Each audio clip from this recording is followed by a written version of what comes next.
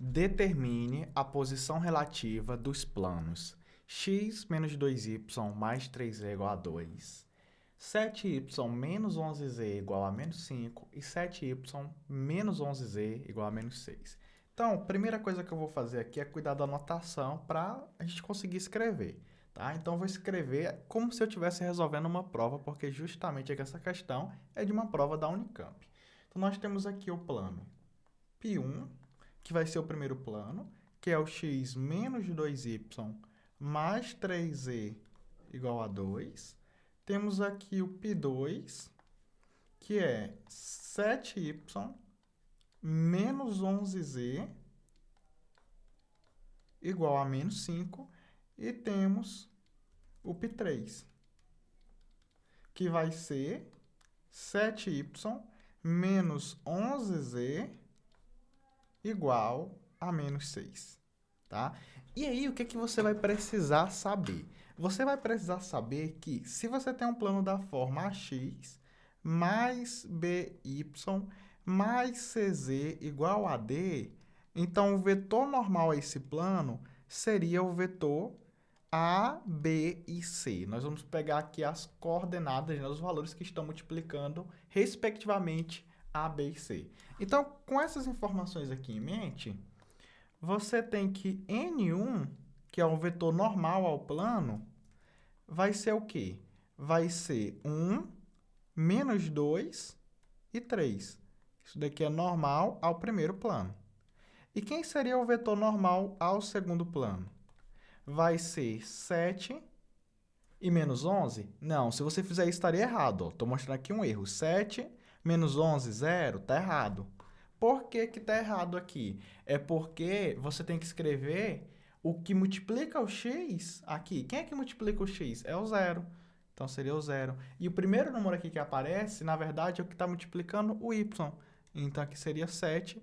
E aí sim, menos 11. Então, muito cuidado para você não acabar errando a questão por conta disso.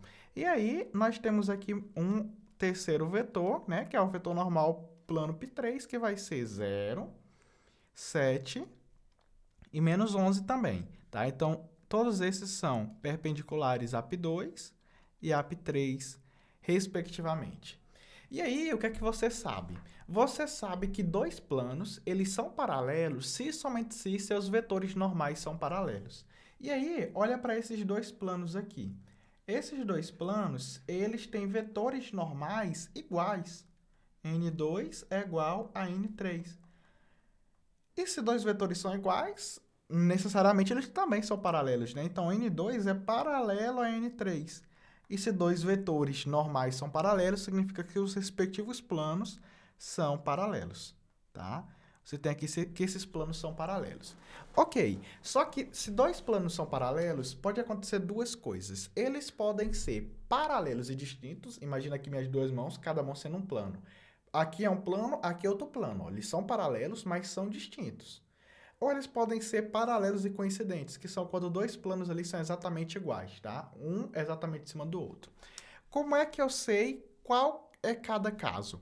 Os planos coincidentes, eles têm equações proporcionais. Ou seja, se você multiplicar essa equação aqui por um determinado valor, se ele fosse exatamente o mesmo plano π3, daria para encontrar a equação do plano π3, tá? Então, o que seria equações proporcionais? Eu vou explicar aqui de modo bem rápido, é o seguinte.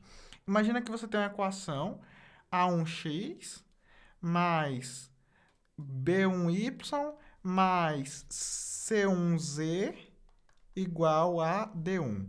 E aí você tem A2x mais B2y mais C2e igual a D2. Então, esses planos teriam equações proporcionais se o A1 dividido por A2 é igual a B1 dividido por B2, que é igual a C1 dividido por C2, que é igual a D1 dividido por D2. É basicamente isso, tá? E aí, tem um caso particular de equações proporcionais. Se você tem duas equações aqui de um plano e dois dos coeficientes aqui relativos à mesma variável, no caso aqui a variável y, são iguais, então esses planos só serão iguais se a equação for exatamente a mesma. Essas duas equações aqui são iguais? Não, porque aqui tem um menos 5 e aqui tem um menos 6. Então, você pode dizer como as equações de π2 e π3 não são proporcionais,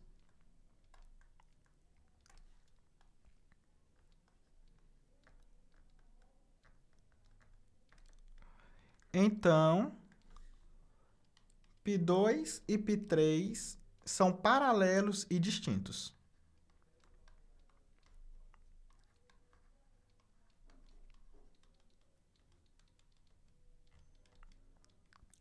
Beleza. Então, nós já sabemos aqui que os planos são paralelos e distintos. O que mais que eu posso fazer?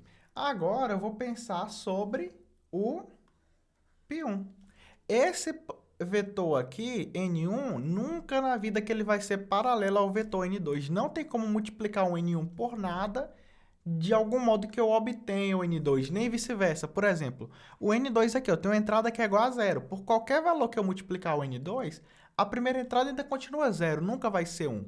Então, note ó, que N2 não é paralelo a N1. E a mesma coisa, nós podemos dizer que o N3 não é paralelo a N1. Então, os planos π2 e π3 não são paralelos a N1. No caso, não são paralelos a π1. Mas aí, quais são as possibilidades que nós temos para os planos? Ou eles são paralelos e distintos, ou são paralelos iguais, e se eles não são paralelos, eles se cruzam. Tipo, passa assim, ó, um cruza no outro, pegar a caneta que fica melhor. Se cruzam assim. Ok, então você vai ser tipo assim, você vai ter aqui o plano π1, aí vai vir o π2 e o π3 sendo paralelos e distintos. Claro que aqui eu estou fazendo um desenho só das retas, para você olhar ali em um ângulo, numa perspectiva em que você vê só as retas. Então, o desenho teria que ser algo assim. Então, nós podemos dizer que π1 corta π2 e π3. E vai cortar cada um deles segundo uma reta, tá?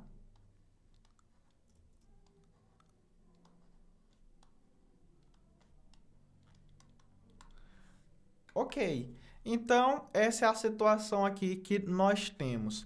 Uma outra coisa que você pode pensar seria sobre a interseção, se existe algum ponto que faz parte dos três planos ao mesmo tempo. Infelizmente não tem, porque a interseção de π1 com π2 já seria uma reta aqui. E a interseção de π1 com π3 também seria uma reta distinta. Então você pode botar assim, ó, corta segundo retas distintas.